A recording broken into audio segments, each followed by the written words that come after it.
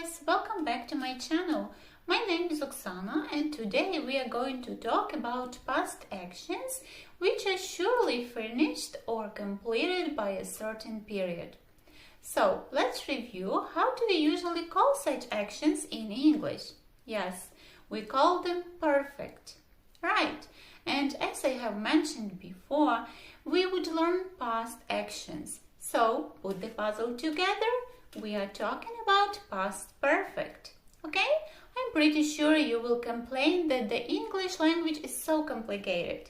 And besides, my students often ask me, why do we need past perfect? We can just use past simple instead. So, what's wrong with it? So, my darlings, you are completely right. You can use just past simple in all the cases in order to express past events. But I'd like to prove you here that it's rather simple and natural to use past perfect in particular cases, and I bet you will be grateful to me for this lesson. So let's recall something from recent past events. I had cooked dinner by 4 p.m. yesterday. My friend had visited us before the lunchtime. He had finished his coffee by the mealtime. I had done my research project. So, as we can judge from previous examples, we use had plus past participle, or as we usually say, ed or third form of the verb to form past perfect. Obviously, we use past perfect to express past actions which had happened by a certain period of time in the past. As for instance, they had got home before the thunderstorm, which means they were at home at the time of the thunderstorm and they didn't get wet. Take a look at the other example. Jane had written her homework by the beginning of the lesson. Here we can confirm that Jane was ready for the lesson and she had her homework done. Okay, guys? Now I will show you some other cases where we are going to use past perfect. Okay? Here you go. She had washed her hands before she cooked the dinner. So, in this sentence we have two actions. She washed her hands and she cooked her dinner after that.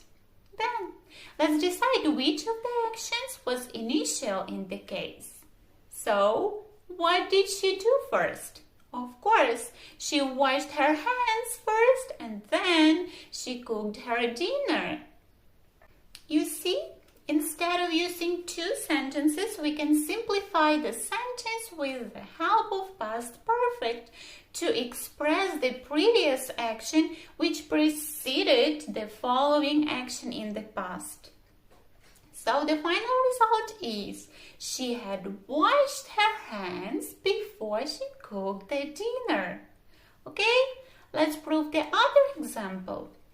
I returned home because I had forgotten my umbrella. So, let's analyze. First, I forgot my umbrella. Then, I returned home to get it. You see, we used past perfect here, which is had forgotten, to express the previous action. One more example. By the time I arrived to the airport, the plane had already left.